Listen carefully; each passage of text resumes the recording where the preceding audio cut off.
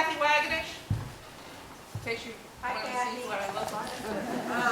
I'm president of the Bennington chapter of AAW, and I am here along with Jennifer Jasper from BPAC to welcome you to our jointly sponsored presentation today by Mr. Tony Morrow, who is the writer of a new book which is for sale and will be autographed for you in the lobby afterwards.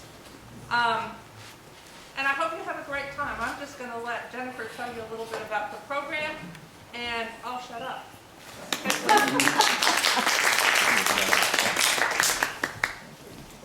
Hi, I'm Jennifer Jasper. I'm Executive Director here at Bennington Performing Arts Center, the home of Old Castle Theater Company.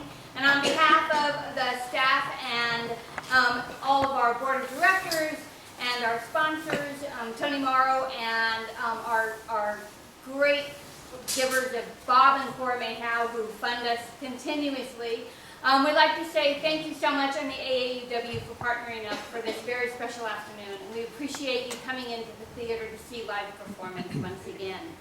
A little bit, just to get some business out of the way, if we can ask everyone to please turn your cell phones off. If you haven't, please do so now. If you think you have, check again and make sure they're on silent mode or whatever. We do have 2 emergency exits. We do ask that you exit the way you came in. If you like what you see and you want to be generous, there's a donation basket on your way out. You can go ahead and donate to today's program. And you can also always contribute to BPAC and continue to fund our community events and theater programs here at the theater, and that's at bpacvt.org.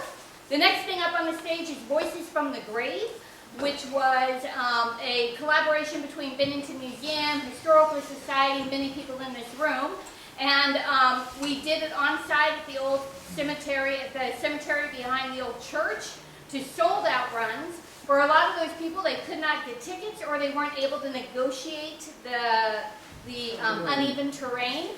So we're bringing that program in-house and staging it on the stage, and that's November 20th. And we have 2 performances at 2 and 7:30, so we hope to see you back here. You can find out everything by going to our website, bpacvt.org, to find out all the things coming up. So a little bit about today. Now, everything begins with a story, yours or someone else's, and we always end up going down the proverbial rabbit hole. And that brings me to Tony Morrow. This Veterans Day event is based on Tony Morrow's recently published book, Bennington and World War II, which grew out of research he began doing back in 2010. He was working on a book about changes that took place in Vermont in the 1960s after Philip Hoff became the first Democrat to be elected governor in more than 100 years. He was also doing volunteer work at the Bennington Museum, turning old paper photographs into computer images. While working on the Hoff book, he had many interviews with Bill Kearns, a Bennington native, who had been a key official in the Hoff administration, and before that had been a Marine in World War II. During one of these meetings, he mentioned to Kearns that he was computerizing pictures of men and women who had served in World War II and was trying to learn more about them. Kearns, in turn, urged him to read the weekly columns. See, we're down that rabbit hole. You see that? So Kearns, in turn, urged him to read the weekly columns about war news that Leonard Morrison had written in the Banner that he said had just the sort of information Morrow was looking for. It turned out that all the Morrison columns were in a scrapbook in the museum library, which also had transcripts of interviews with World War II veterans that the Bennington Historical Society had conducted back in 2000. That rabbit hole is getting crowded. Morrow became very interested in both columns and interviews. The result was first a magazine article about Bennington and the war, and then a play co-authored by Eric Peterson, staged here at Old Castle Theater in 2014, called Bennington Goes to War. When the COVID-19 lockdowns early in 2020 closed libraries, museums, and theaters, and banned much travel, Morrow decided it was the right time to pull out his files and begin writing the book, which was published by the History Press 2 months ago. Most of the proceeds from the book have been donated to the Bennington Historical Society but discounted copies will be sold today for $20 in the lobby after this performance, and he'll sign it, with all those proceeds going to Bennington Performing Arts Center, where stories will be told. So with that, sit back, enjoy the program, and see you after the show.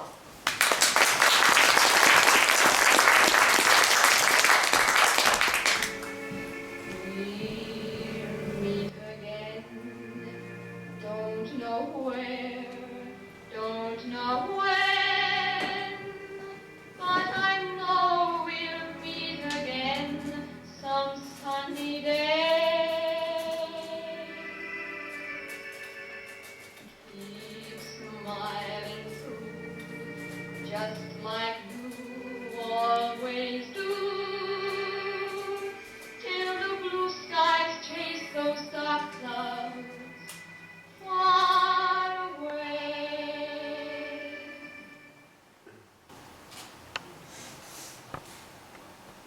Well, this is the high school yearbook picture of Gideon LaCroix. He grew up on Adams Street. He was known as Onion. He graduated from Bennington High School in 1941, where he played football, basketball, and baseball. He also played trumpet in the school band. Just 1 year later, he was in the Marine Corps and would end up on Guadalcanal, Bougainville, Saipan, Guam, and Iwo Jima. This is the graduation picture of Robert Laporte, who was a friend of the first person you saw, a Gideon, who ended up in the same Marine unit. Now back then, Bennington had 2 Catholic parishes, and they had separate churches and separate elementary schools. One was mostly Irish, the other was mostly French-Canadian. Both Laporte and LaCroix went to Sacred Heart School, where they were taught by French-Canadian nuns and spoke French in the classroom. Students here in Bennington who went to Sacred Heart never spoke English in a classroom until they got to Bennington High School. During one horrific day at Bougainville, with the enemy all around him, Laporte is said to have helped kill as many as 75 Japanese with mortar fire in just one afternoon.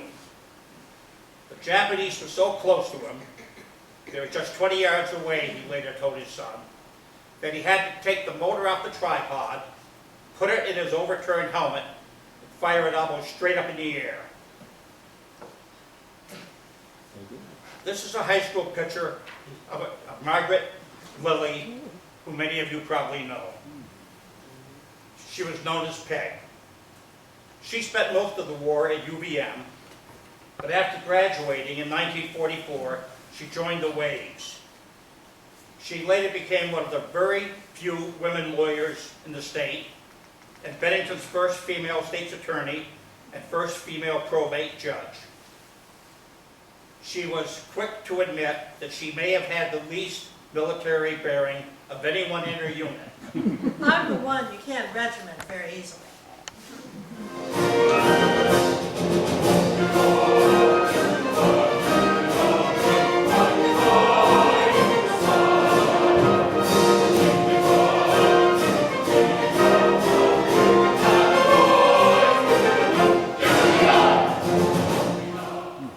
What you see here is a picture of Robert Salzfeld, who grew up on Dewey Street and who piloted a B-24 Liberation bomber during the war. He flew 58 bombing missions in the South Pacific, and he won a Distinguished Flying Cross. He was a prime example of how people could end up doing very different things in the war simply because of the luck of the draw. He and his Bennington High School classmate, who was Victor Rossio, enlisted on the very same day and trained together as aviation mechanics. They then switched over to pilot training on the very same day, and they got their pilot's wings on the very same day. But Salzfeld then was sent overseas into the South Pacific, and Rossio was sent down to Louisiana. Southville, who had married his high school sweetheart, Geraldine Mara, whose family owned Mara's shoe store, would pilot a B-24 Liberator bomber that had shark's teeth and Geraldine painted on the nose. He flew 58 bombing missions and risked being shot down 58 times. Rossio, on the other hand, spent the entire war stateside. He flew airmen who were training to be navigators on night flights so that they could practice night navigation skills. He dropped no bombs anywhere and was never shot at. Don't sit under the apple tree with anyone else but me. Anyone else but me. Anyone else but me. No, no, no. Don't sit under the apple tree with anyone else but me. Till I come marching home. Close to 1,700 men and women from the Bennington area served in World War II. More than 24 were killed, and close to 100 were wounded. Bennington probably made the same sort of commitment that other Vermont towns during the war. Although it is likely that a higher percentage of people going into the service than Springfield or Cornwall, Springfield had a lot of people given draft deferments because they were working in machine tool plants that were making essential war equipment for bombers. Whereas Cornwall had a lot of people working on dairy farms, which also provided deferments for some. But for many in Bennington, the bombing of Pearl Harbor changed their lives suddenly and dramatically. For example, until he went into the Army, Larry Powers, whose family ran Powers Market in North Bennington, had never been further from home than a high school class trip to the New York World's Fair. But by the time the war ended, he had been in more than 24 countries in Central Africa, Europe, and the Middle East. He began the war as a cryptographer in the Belgian Congo. He ended as a navigator on B-24 flying bombing runs from Italy into Austria. In addition to the dangers he faced in the bombing runs from anti-aircraft artillery and from German fighter planes, there was a culture shock as well. At his first post in Africa, his cryptography unit was housed not in a barracks, but in a local hotel that had only one bathroom. It was totally open unisex with no private stalls. And he was very taken back the first time a woman walked in and sat down right in a toilet right next to him. It seemed not to bother her, but I was a kid from North Bennington, and it sure bothered me.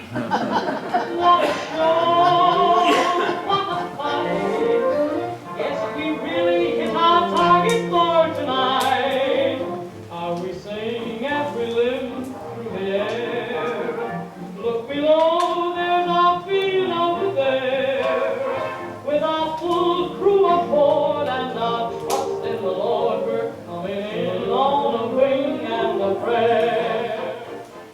Young men from Bennington seem to go almost overnight from playing basketball in the YMCA gym and hunting for deer at Woodford Mountain to dropping bombs on Pacific Islands and parachuting from burning planes, shooting Germans from foxholes in Italy, and racing across France with Patton's tanks. Young women left Putnam Hospital to become nurses in war zones. Almost everyone in town seemed to have a family member, a neighbor, or a friend in the service. They went to bed every night hoping not to get up in the morning to find someone with a Western Union telegram in their hands at the door. For the most part, those telegrams were bad news. There were people from Bennington involved in almost every major battle of the war. Private William Gordon was killed at the Battle of the Bulge. Private First Class Norman Myers was captured there and spent the rest of the war in a prison camp. Sergeant Anthony Pello, who's shown above, was captured after parachuting into Normandy on D-Day. He also spent the rest of the war in a prison camp. Sergeant Donald White of North Bennington was in the crew of the first American bomber to drop bombs on Berlin. Private Walfred Walchrist was wounded at Anzio. Private Donald Davis of Dewey Street survived the attack on Pearl Harbor. Sergeant J.C. Jerome, whose family owned Fillmore Farms and who was a cousin of Winston Churchill, served with the 10th Mountain Division and won a Bronze Star for taking part in a bayonet charge in the Apennine Mountains in Italy. Private First Class David Colgate Dennis, the grandson of James Colgate, who was founded Fillmore Farms, was killed by artillery in Italy while serving with the 10th Mountain Division. He was 21. Private Maurice Chertoff survived both the infamous Bataan Death March and more than 3 years in a Japanese prison camp. When he finally got home, he told his parents that he didn't want to eat rice anymore. But by the way, the soldiers who took place in that forced march never called it the Death March. It was the newspapers that called it that. The soldiers themselves just called it the hike. When they finally were rescued, Dr. James Fisher of Arlington, he's the son of Dorothy Canfield Fisher, was killed in the rescue assault. You must remember this, a kiss is still a kiss, a sigh is just a sigh. The fundamental things apply as time goes by. William Kearns grew up on Gage Street. He joined the Marines the same day as his close friend, who was Gideon LaCroix. He survived a banzai attack on Tarara and was wounded on Saipan. He later became a senior official in the administration of Vermont Governor Philip Hoff, and while it never showed up in his work, he seems to have suffered from what today would be called post-traumatic stress. All through his very long life, he had repeated nightmares about having had to bayonet Japanese in hand-to-hand combat. But he also showed a sense of humor when he wrote his parents about getting a Purple Heart and a Bronze Star. There was the usual parade and a band and a general handing out awards. And then, taking note of the popular 1941 movie, Sergeant York, in which Gary Cooper played World War I hero Alvin York of Tennessee and was shown getting kissed on both cheeks by a French general who was pinning a medal on him, Kearns added, I felt just like Sergeant York. Only I didn't get the French kiss. That certain night, the night when there was magic abroad in the air. There were angels dying at the lips, and a nightingale sang in Berkeley Square.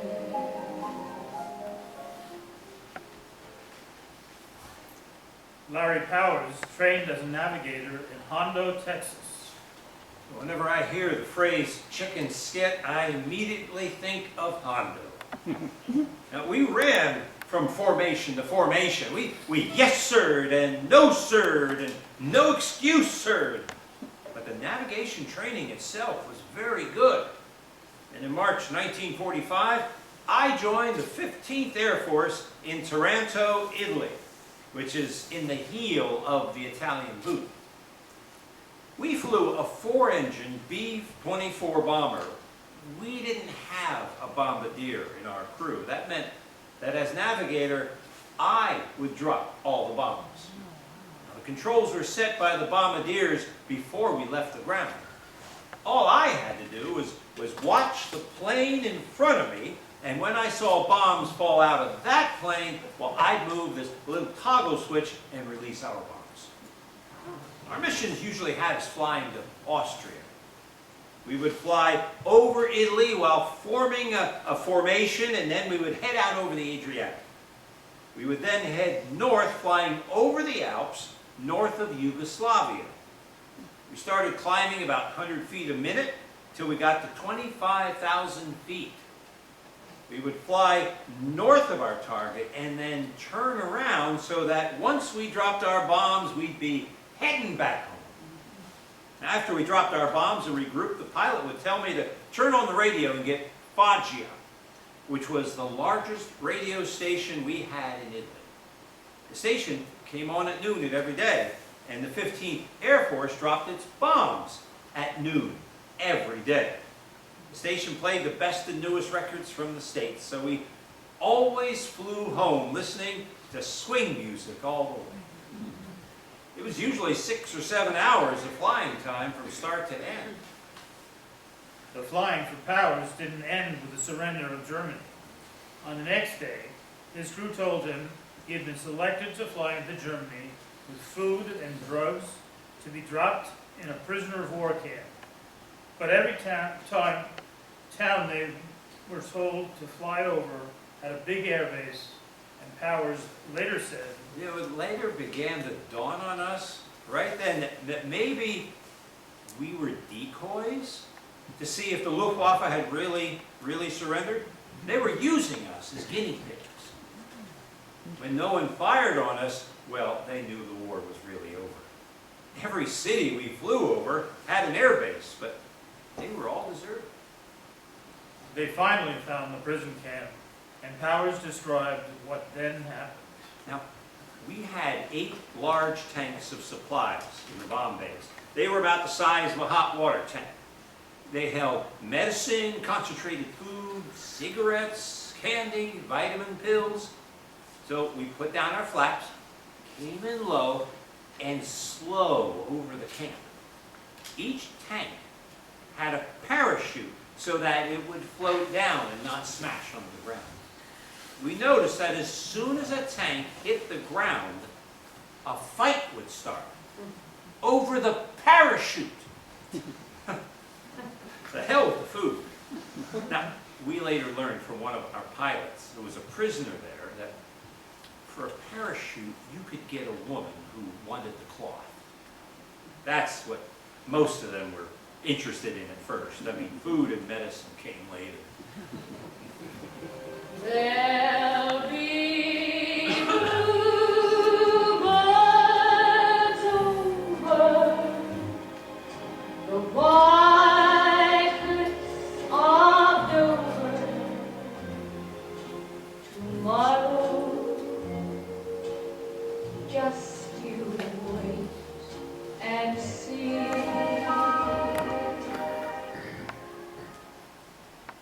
I don't remember much about boot camp except for the marching.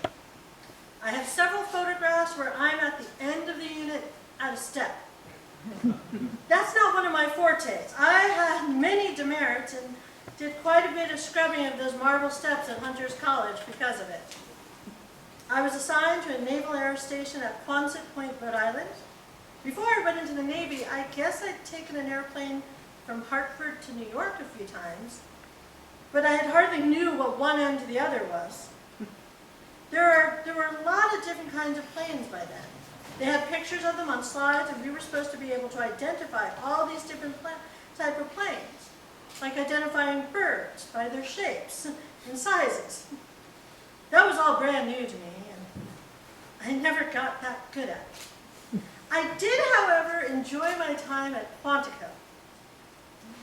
I've always said that if I never had another vacation in my life, the time I spent in the Navy was like a 2-year vacation. I enjoyed it immensely. We didn't go overseas. We were far removed as anybody could be from any kind of conflict. That's why I feel a little strange when there's all this hoopla over the Women's Memorial in the Arlington National Cemetery for all the women in service. I never felt I was deserving that sort of accolade. I just had a good time. I went in knowing that there was an educational benefits involved.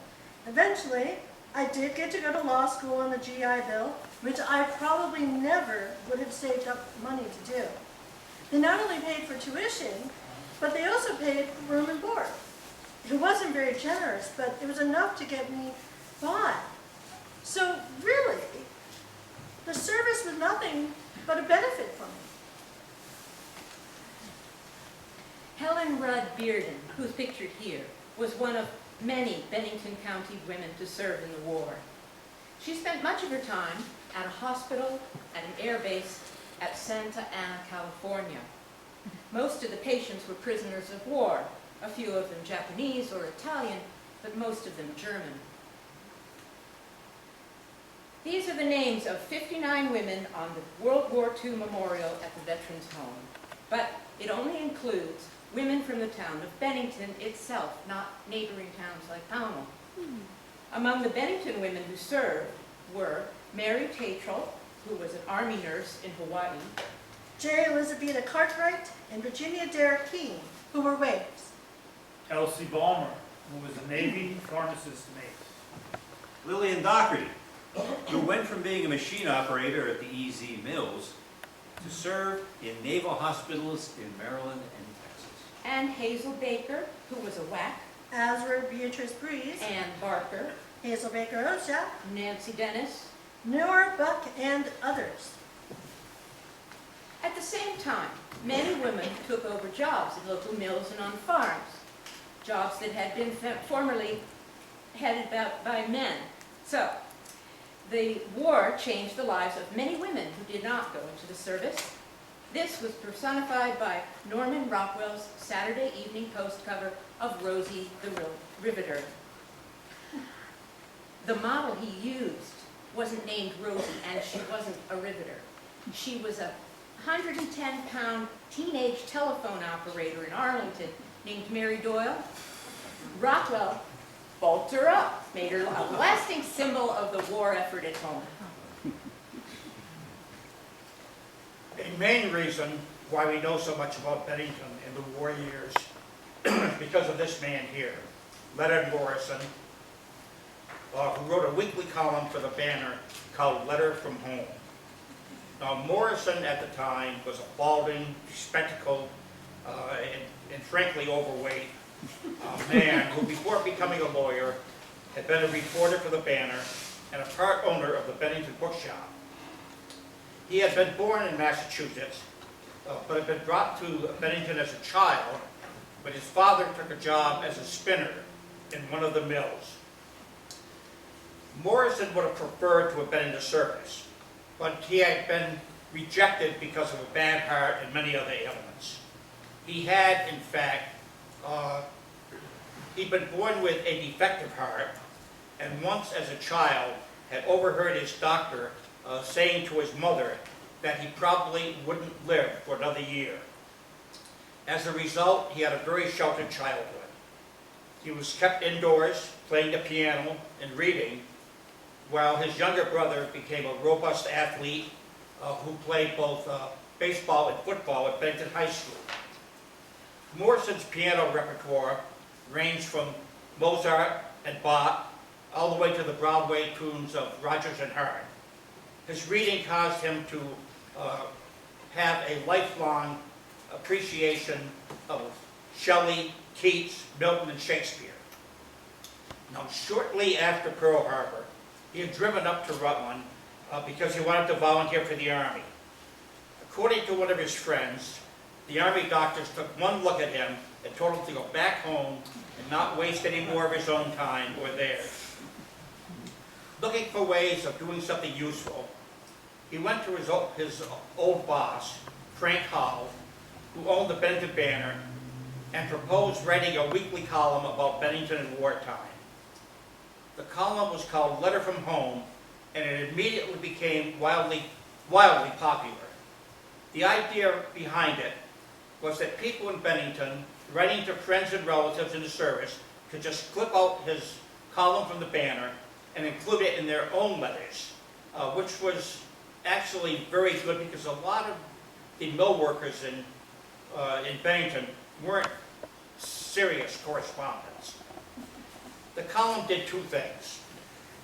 First, it gave people in Bennington news about Bennington men and women in the service. It told them who had been promoted, who had been killed or wounded, who had won a Bronze Star or other awards, and just where they were stationed or where they were fighting, who were nursing. And second, it gave people in the service news about what their other friends in the service were doing, and also what was happening back home.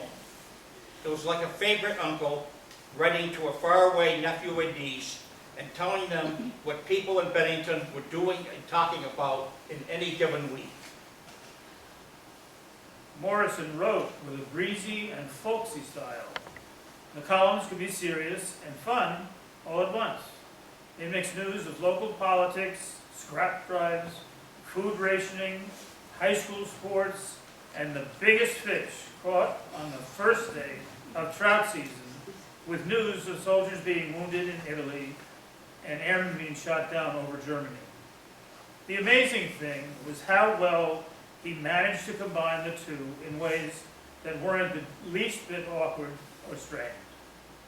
And because so many people sent his columns to people in the service all over the world, even in Germany, German prisoner of war camps could open their mail and learn that Lieutenant Louis Graves, after being captured by the Germans, is now safe in an army hospital after a thrilling rescue. Tubby Austin, who was in the European theater, has received a Certificate of Merit for Gallantry with the Armored Infantry. It was 44 degrees below zero on Woodford Mountain one morning last week. Sergeant Donald White of North Bennington had been in the crew of the first American plane to drop bombs on Berlin. Lorraine Fahely made a baptism gown for her infant daughter out of a parachute that had been used by her husband, who is now serving overseas.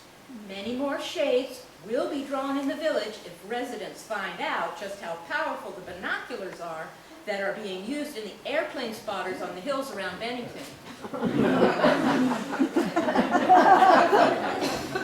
Virginia Broham, whose marrying husband, Private First Class Edward Broham, who was killed in the Pacific, has joined the Women's Army Corps. Staff Sergeant Ray LeBlanc was wounded on Luzon, and his brother, Private First Class Henry LeBlanc, is back in this country after having been wounded in Germany. And football season is about to begin, with the Ben High team sparked by Darryl Squirrel Sawyer, who weighs all of 103 pounds. The result of 4 years of such columns was to show in ways that remain vivid today just how Bennington was impacted by the war. I've been seeing you in all the old familiar places that this heart of mine embraces all day through.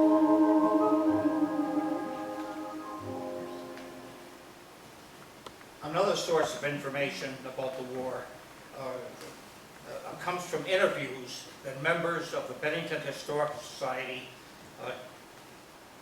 undertook back in the year 2000. There were only about 24 of them, but they're so good that you have to wish there were many more of them. One of them was with Robert Purdy, whose brother Ken had been killed in the South Pacific in 1943. He was drafted in 1944 when he was 28 and was married with 2 children. Once in the Army, he volunteered to become a paratrooper, not because he wanted to jump out of planes, but because his family needed the extra $50 a month that paratroopers got. I mean, most privates got $50 a month, but paratroopers got $100 a month. And he was just about to be shipped overseas when a sergeant pulled him aside and urged him to sign up for communications school. So he stayed in the States a few more months, learning how to send messages by Morse code. Well, most of his while most of the others he did paratroop training with were sent to Europe, where many of them were killed in the Battle of the Bulge. They just got wiped out. Well, the war ended just as Purdy was sailing under the Golden Gate Bridge to join the 11th Airborne in the Pacific. He came home and raised a family of 5 children and died in the Veterans Home September 12th, 2012. September 12th was the exact same day that his brother Ken was killed in the South Pacific 69 years ago. Many from Bennington saw serious combat. Robert Laporte was in charge of a mortar squad on Bougainville in jungle growth so thick that he couldn't see 30 feet in front of him. As a rule, a mortar squad is behind the riflemen. Okay, the riflemen make up the front line, and the mortar squad is behind them and fires mortars over their heads into the enemy. Well, the enemy was so close to us that I couldn't use the tripod, and I couldn't use the sights. I had to take the barrel of the mortar out of the tripod and put it in my upside down helmet, okay, and fire it almost straight up. That's against the rules because the shells could come right back down on you and the boys who were right in front of you. But we had to take that risk because the Japanese were really on us. They were right in our faces. We fired and fired and fired. We killed quite a few Japanese that day and didn't lose a man. The Banner later printed a story saying that the Marines had issued a press release saying that Laporte and his crew had killed at least 75 Japanese soldiers that day. Laporte eventually was wounded on Iwo Jima and was recuperating from his injuries when the war ended. He came back to Bennington, owned a tile business, later managed the local bus station. When he died, at the age of 84, the obituary in the Banner said that he enjoyed the simple things of life. Fishing early in the morning, tending his vegetable garden, picking apples that his son grew, dancing, and watching the sunset with his wife. Bob made a mean apple pie, he said. Now is the hour when we must say goodbye. Soon you'll be sailing far across the sea.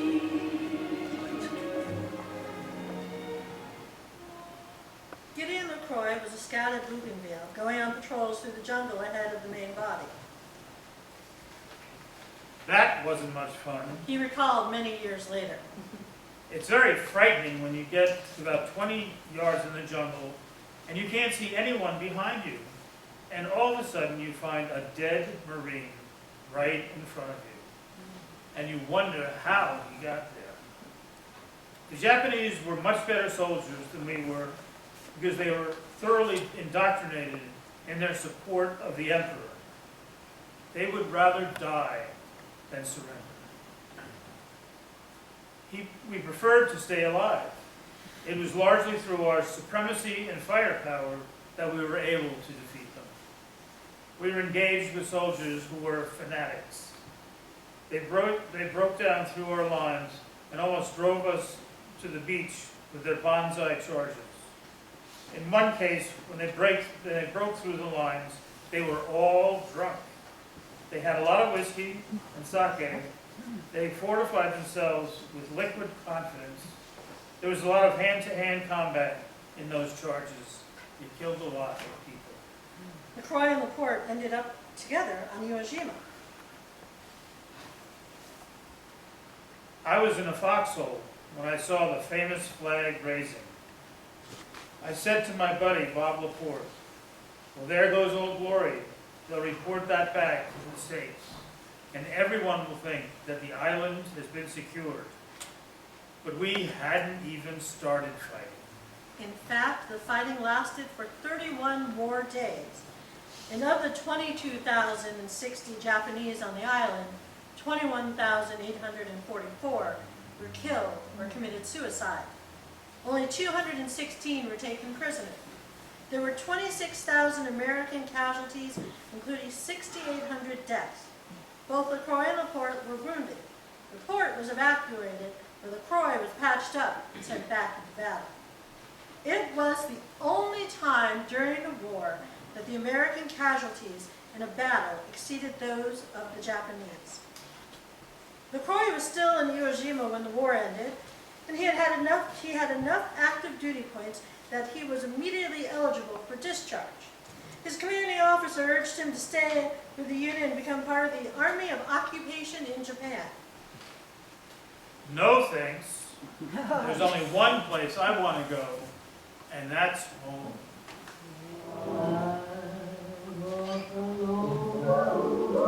Because to tell you the truth, I'm lonely. I'm lonely when my heart tells me you are lonely too. I walk alone. Gerald Morrissey, who was an engineer, served with the Seabees in Hawaii and on Iwo Jima. When he came home and started a construction company, the first building he built was this theater, which originally was a Knights of Columbus Hall. Joseph Crossett joined the National Guard right out of high school, and his unit was mobilized early in 1941, before Pearl Harbor.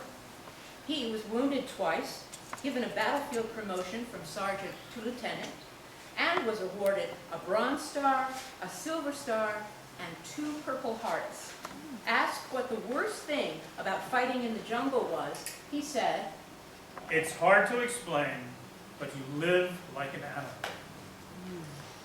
John Maloney was one of 5 brothers to serve in World War II and served as an MP in the 9th Infantry Division. He saw more combat than most Bennington servicemen, starting with the Battle of the Kasserine Pass in Tunisia, where the Americans were badly defeated by General Erwin Rommel and his Africa Corps. His unit took part in the invasion of Sicily, landed at the Utah Beach as part of the D-Day invasion, fought its way across France, and became the first infantry unit to cross the Rhine since the Napoleonic Wars. It was near Aachen, Germany, where Charlemagne held the fort and is buried. When it raced back to Belgium to fight in the Battle of the Bulge, which he said was terrible fighting, he survived all those battles without a scratch, but later had frequent nightmares about them. There were a lot of bad nights. He recalled, after he settled into post-war life as a husband, father, and Bennington County Sheriff. Otherwise, I guess I was one of the lucky ones. Underneath the lantern by the barricade, darling, I remember the way you used to wait. 'Twas there that you whispered tenderly that you loved me, you'd always be my lily of the lamplight, my only Marlene. Well, that song was a German one. It was broadcast at the same time every night from Radio Belgrade, specifically for Rommel's troops in North Africa. But it quickly became popular among American and British forces as well, so it was sung both in German and in English. Now, among the other things, I think the war showed how ordinary people could end up doing extraordinary things. And I think this is true of the Merrill brothers, James and Joseph, who were identical twins and who seemed to have been quiet young men. Their high school yearbook shows that all the while they were at Bennington High School, they played no sports, they joined no clubs, they took part in no extracurricular activities at all, but they landed at D-Day, They went across France with Patton's tanks. They fought in the Battle of the Bulge, and each came home with 5 battle stars. Since neither of them knew anything about internal combustion engines, the Army, as it tended to do, decided to make mechanics out of them. They trained for months, learning how to repair motorcycles, and then were transferred to a unit that had heavy trucks, but no motorcycles at all. So they started all over again, learning how to repair trucks. The long story short is that they ended up with a company of tank retrievers. Those were 14-wheel trucks. They were the very largest that they had in the Army, and they were used to retrieve broken down or damaged tanks and haul them back to be repaired or stripped down for replacement parts. James Miro recalled that there's some horrible aspects to retrieving a tank. If a tank was hit with an incendiary shell, the screams were terrible. Sometimes you could see through the tanks because they were so hot when the ammunition rack was hit. Then other times the tanks were hit with a high velocity shell that went right through them. What happened then was that the crew died of concussion because the shell going through displaced all the air. They sat in their bucket seats, still at their stations. There wasn't a scratch on them, except maybe a little bit of blood around the nose. Their eyes were wide open, but they were dead because of the concussion. Miro recounted that on D-Day, he and his brother landed at Omaha Beach. We were lucky because we landed at the wrong place and didn't have anywhere near as many casualties as they had on Omaha Beach. He also recalled how they came ashore on a landing craft that day. There was a landing craft right next to us that got hit. One minute it was there, and the next minute there was nothing. Just pieces of flesh that fell down on it. And a few weeks later, their unit was transferred from the 1st Army over to the 3rd Army, which was commanded by General George Patton. Oh, what a change. Oh boy. It was extreme. We could never sit down to eat. There was sleep deprivation. You slept when you could and where you could, under trucks, in the mud, anywhere. But you had to be ready to move constantly, which we did. There was no day or night, sort of. It was always moving forward. General Patton used to come up and tour the repair areas. If there was a tank that wasn't moving, he wanted to know why. Someone's head was gonna roll. Miro was wounded at the Battle of the Bulge when a large splinter of wood from a tree that had been hit by German artillery hit him in the eye. Like most head wounds, there was a lot of blood, and they thought for a time that he would lose his sight. In the end, he didn't.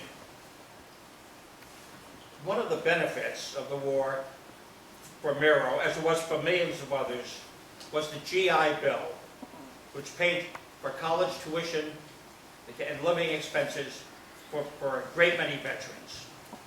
And Miro seems to have collected every dime of GI Bill money he was entitled to. He was accepted at the University of Oklahoma, and he enrolled there. But his first week on campus, his counselor asked him what he was doing way the hell out in Oklahoma when there was such a good college right in his hometown. That's for girls. No, it isn't. They've always had a few men on campus, mostly for acting classes and dance classes, he was told. And he was told he could save himself a lot of money for travel and other expenses if he enrolled there, which he did. There were 2 other men in his class. One of them was Alan Arkin, who became the movie star. Miro got an undergraduate degree from Bennington, and then a master's degree from North Adams State College. And he then went to France, where he studied painting at the University of Paris.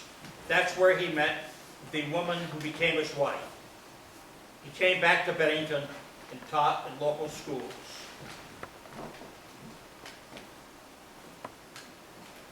Margaret Lilly, as we noted earlier, used the GI Bill to allow her to go to law school at Boston College. She's now 98 and a resident at the Veterans Home. And Gideon LaCroix used it first to go to Middlebury College and then to get an MBA from Wayne State.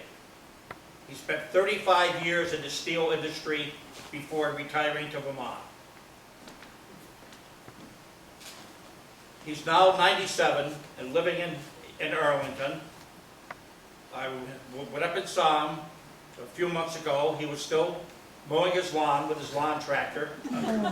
He's one of the very few people still alive, and possibly the only person still alive who saw the raising of the flag on Iwo Jima.